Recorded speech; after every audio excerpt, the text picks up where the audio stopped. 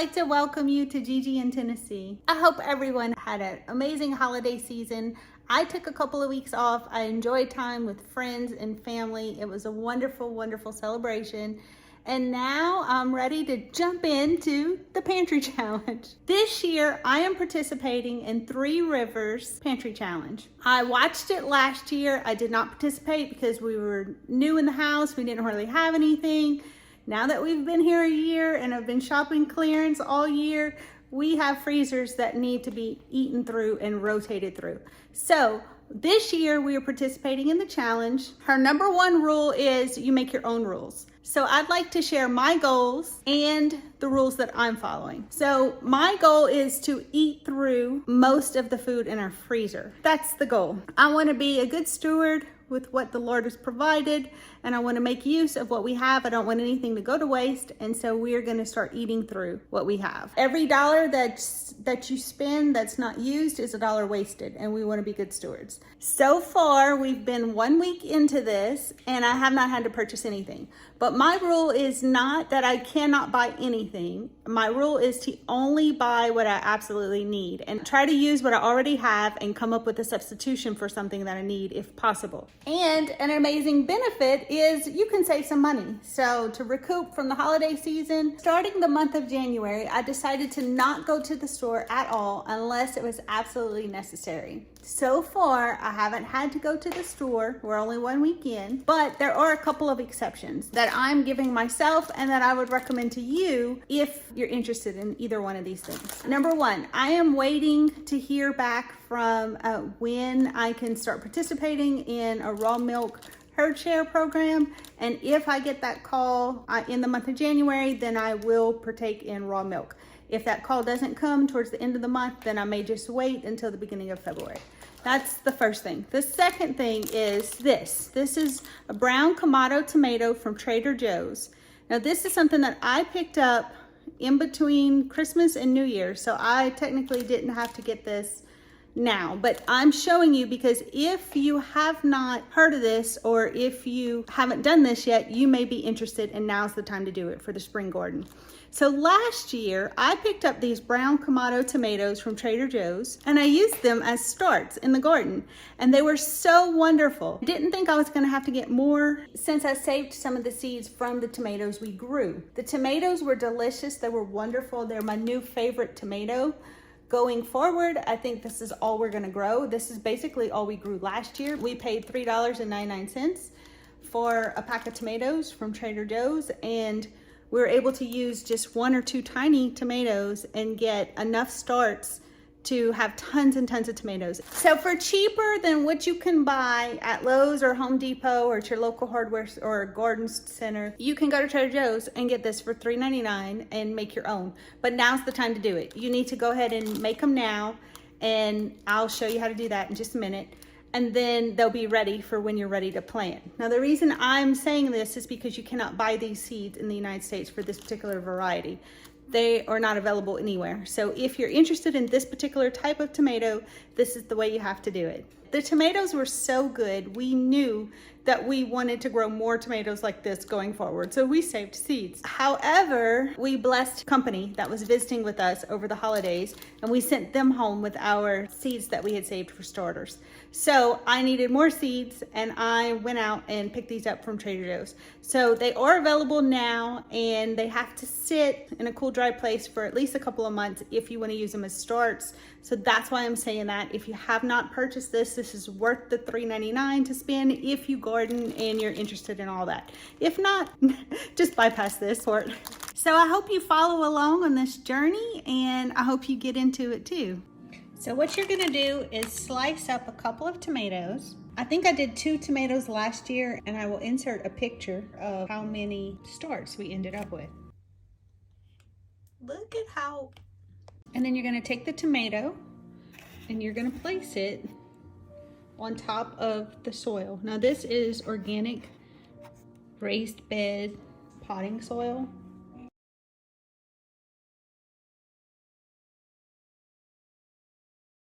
Okay, so that's what fits in here. So we have 2 left, and these are 2 ends. That is just gonna go in my mouth. These tomatoes are delicious.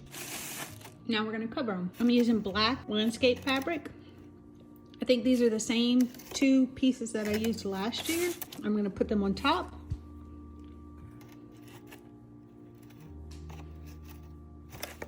And then I used painter's tape, but you can use any kind of tape you want to just tape the edges all the way around. Let me do that and then I'll show you what it looks like. This is what it looks like. The goal is for it to be breathable, but rodent proof. Now that this is closed up, we are gonna put it in a dark place. Now you can put it in a closet, you can put it in a crawl space, you can put it under your house. Regardless of where you put it, you want it to be in a dark space and you want to leave it alone for a couple of months. In a couple of months, when we're ready to start, our plants, we're gonna take it out and then I'll show you from there what we're gonna do. But for now, this is our first garden project of the year. So if you are doing more than one type of tomato, I suggest marking it because you will not know which sprouts or from which tomatoes. I am only doing the Kamado, so I do not need to mark it because I know what it is, since that's what we did last year.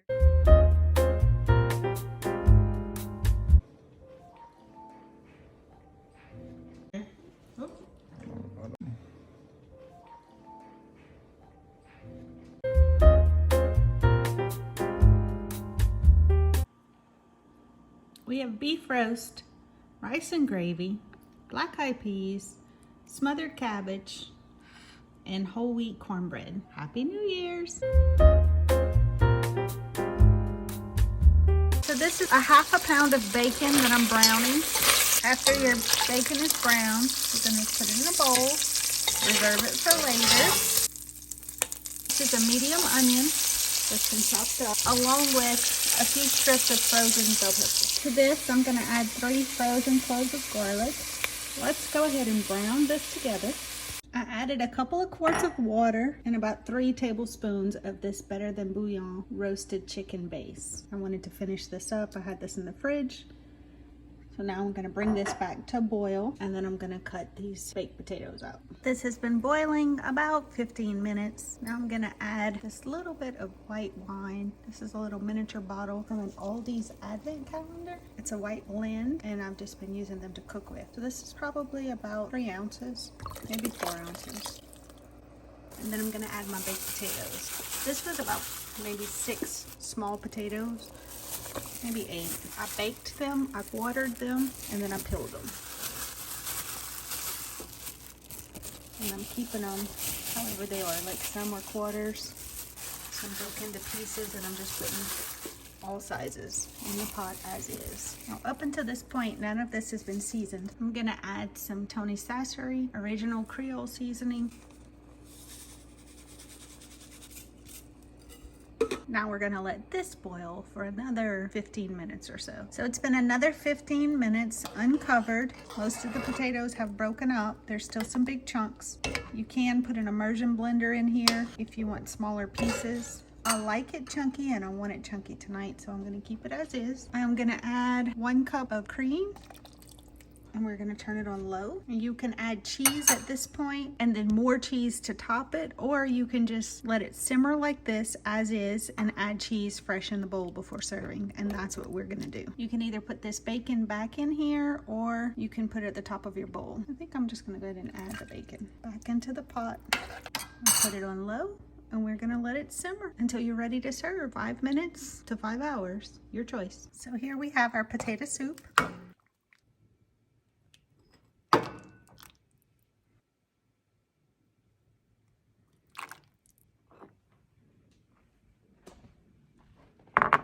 This is some fresh Amish butter cheese that I picked up at the Amish store for the holidays.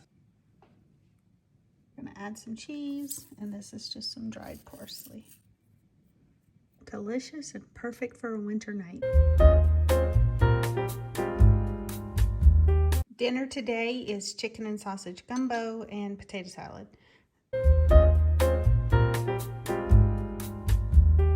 Thursday, spaghetti. Fast, easy, and always a hit. It's Friday night, and I did not have to cook. My son cooked tonight. I'm so thankful.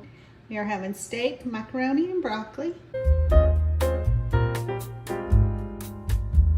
So tonight we are gonna have a soup. I love soups in the wintertime. To start with, I used a couple of spoons of bacon grease. So already it smells wonderful and divine. And this was some bacon from Seven Sons. To that, we're gonna add an onion.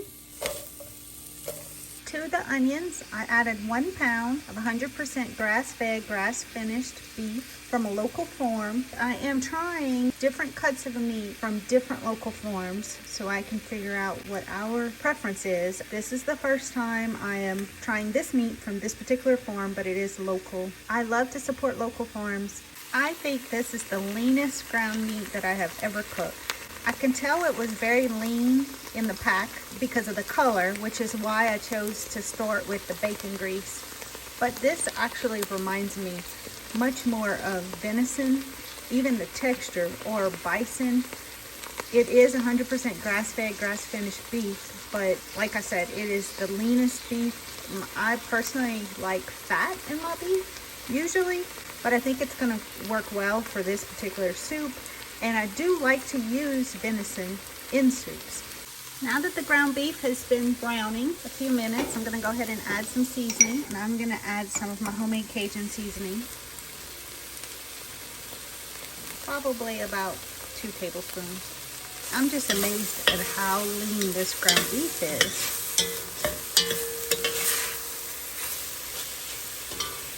Now that the meat and the onions have browned and it's been seasoned, I'm gonna go ahead and add 1 pound of chopped mushrooms. Now this is a variety of several different types of mushrooms that I picked up at Sprouts in between Christmas and New Year's, and they really needed to be used up. I'm gonna turn this on low. I'm gonna cover it, and I'm just gonna let it simmer for about 10 minutes. It's been about 10 minutes. The mushrooms have softened. We love mushrooms, so I'm gonna stop here. If your family does not love mushrooms, but you still want them to have the nutrition, you can chop them up really, really fine, almost, to nothing before you brown them, or you could just brown this for a longer period of time and they'll cook down. But we're gonna stop right here. Next, we're gonna add frozen spinach.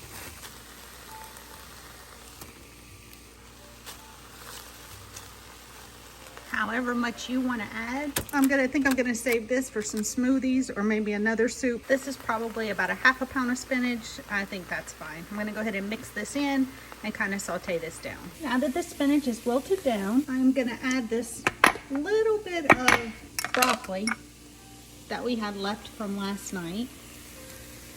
Next, we're gonna add this Victoria vegan Alfredo sauce.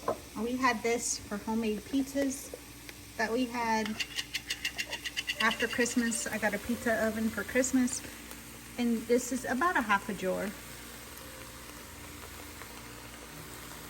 Just want to use up everything that we have. And I'm also gonna fill this up with chicken stock just to get the reserve out of here.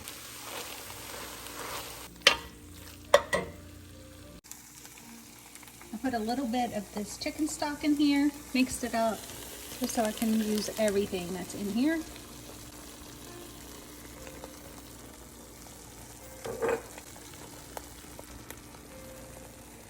And we're gonna go ahead and use up the rest of this chicken stock too.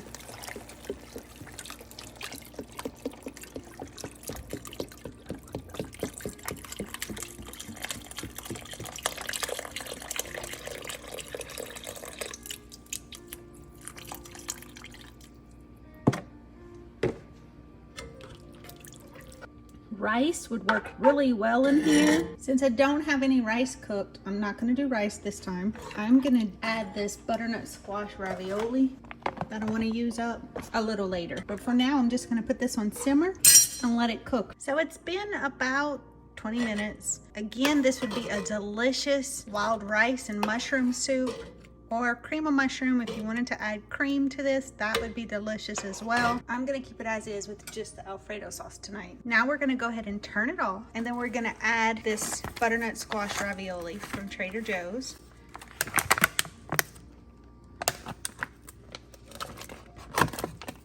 They're gonna cook as it sits. And then we will garnish with fresh cheese.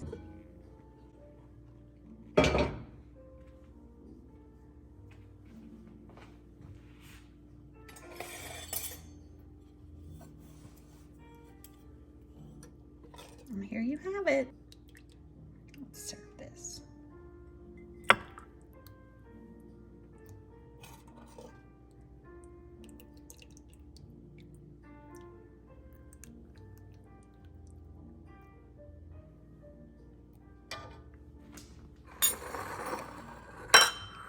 I'm gonna garnish with some butter cheese. This is Amish butter cheese that I already had. You can use any cheese of your preference. This would be great with Parmesan cheese. I'm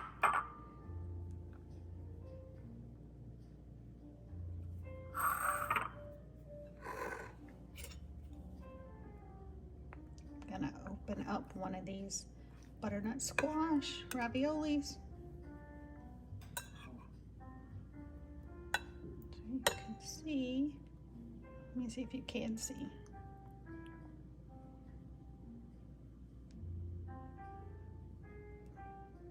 Thank the Lord for this amazing nutrition, a wonderful, healthy, warm meal. Let's give it a taste. Wow, you guys, this is really good.